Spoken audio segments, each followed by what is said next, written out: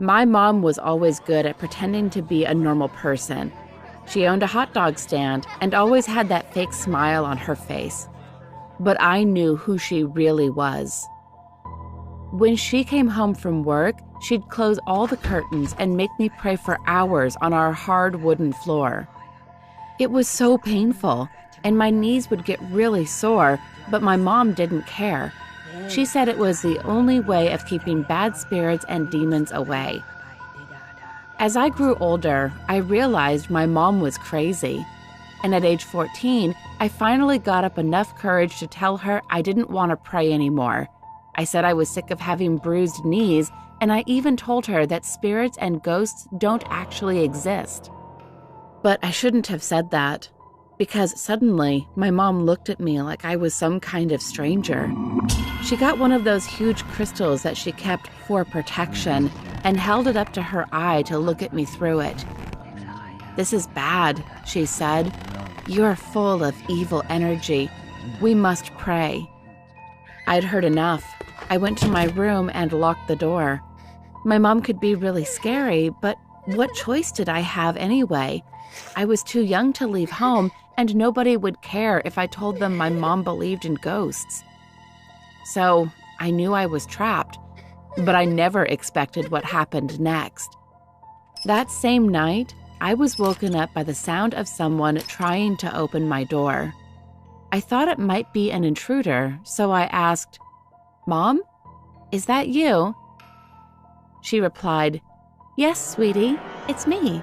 Please, open the door. I'm worried about you."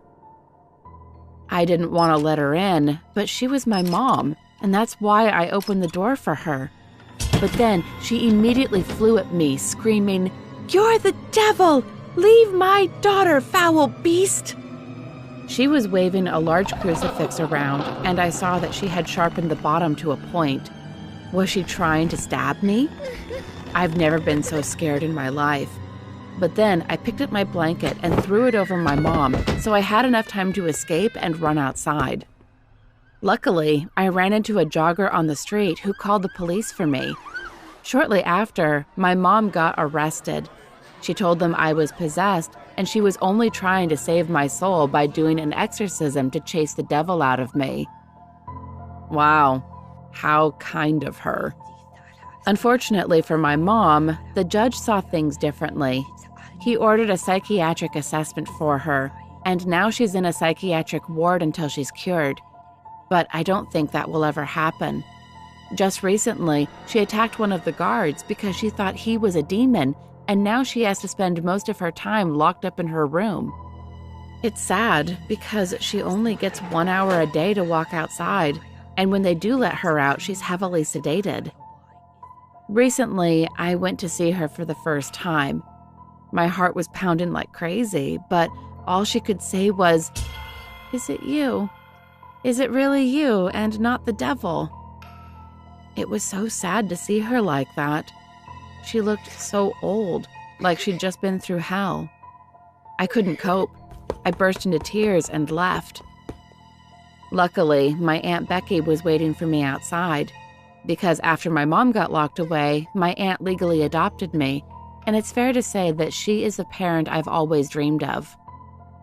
Recently, she asked me what I wanted to do with my life, and I told her I wanted to produce horror movies someday. If my mom had heard that, she would have punished me severely.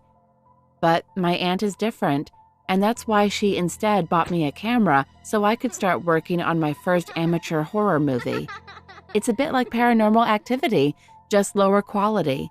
So I know I've got to learn a lot, but with my aunt's help, I'm sure I'll get there.